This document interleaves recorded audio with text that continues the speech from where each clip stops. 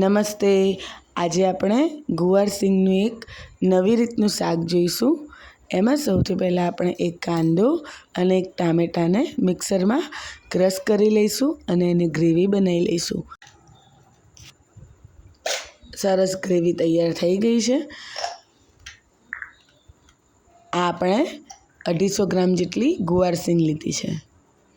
એને આપણે કુકરમાં એડ કરી અને 1 ચમચી મીઠું એડ કરી અને 2 ગ્લાસ પાણી નાખી અને એને 2 સીટી વગાડી લઈશું.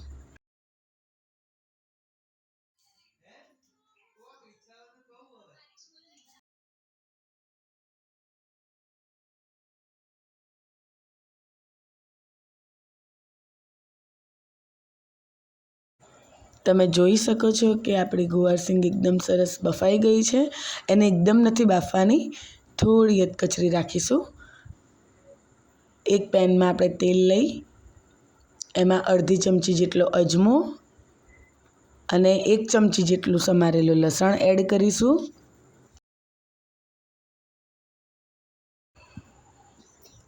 લસણ બરાબર સંતળાઈ ગયું છે. હવે આપણે એમાં ગ્રેવી એડ કરીશું અને આપણે થોડા મસાલા કરી લઈશું. 1 ચમચી જેટલું મરચું, અડધી ચમચી જેટલું ધાણા જીરું પાવડર, અડધી ચમચી હળદર, 1 ચમચી મીઠું. હવે એને બરાબર મિક્સ કરી અને તેલ છૂટું પડે ત્યાં સુધી ઢાંકીને સિજવા દઈશું.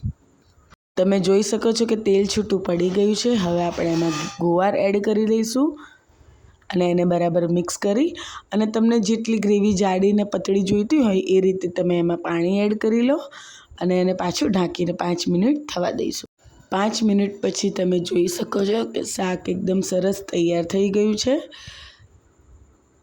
હવે એને એક બાઉલમાં સર્વ કરી લઈશું. હર હર